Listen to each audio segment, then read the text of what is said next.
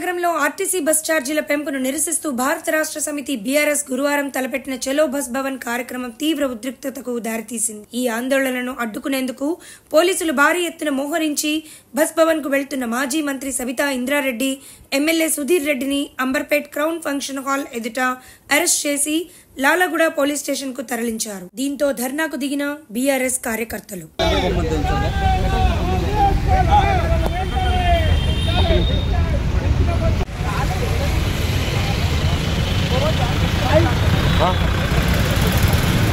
ఛార్జీలు పెరిగినా అది పెనుభారం అవుతుంది.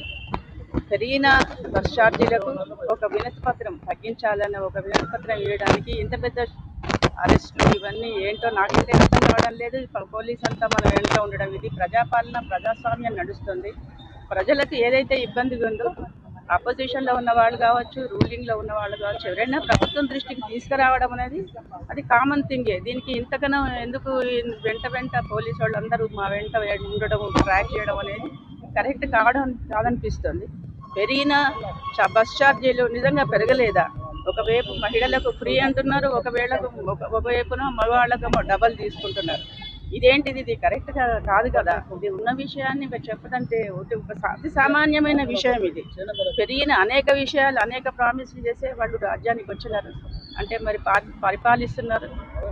అప్పుడు ఎలక్షన్స్లో అలవి కానీ ప్రామిసులు చేసిండ్రు, అవన్నీ తీర్చడం ఎవరితోని సాధ్యం కాదు.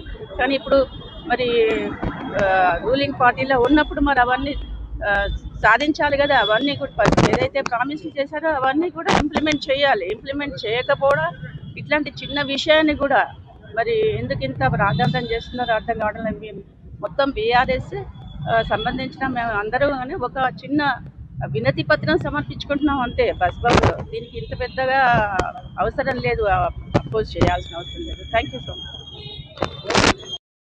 వర్కింగ్ ప్రెసిడెంట్తో పాటు హరీష్ రావు గారితో పాటు గౌరవ శాసనసభ్యులందరినీ, శాసన మండలి సభ్యులందరినీ హౌస్ అరెస్ట్ చేయడం జరిగింది. మరి ఈరోజు సుధీర్ రెడ్డి గారు శాసనసభ్యులు, వాణిదేవి గారు ఎమ్మెల్సీ గారు, మేమందరం కూడా బస్ భవన్ వెళ్ళాలని బయలుదేరిన సందర్భంలో మమ్మల్ని అక్కడి నుండి ఇక్కడ వరకు కూడా పోలీసు ట్రాక్ చేస్తూ బస్ భవన్ వరకు వెళ్ళకూడదు అనేది అరెస్ట్ చేయాలనేది ఆలోచన. అసలు ఇదేం రాజ్యమో, ఇదేమి పాలన చేస్తుంది అనేది అర్థం కావట్లేదు. మేము ఏమడుగుతున్నాము, బస్ భవన్కి వెళ్ళి ఒక వినతి పత్రం ఇచ్చేసి వస్తాం. మీరు మహిళలకు ఫ్రీ బస్ అన్నారు, కానీ వాళ్ళ భర్తల నుండి, మగవాళ్ళ నుండి మాత్రం డబుల్ ఛార్జ్ తీసుకుంటున్నారు.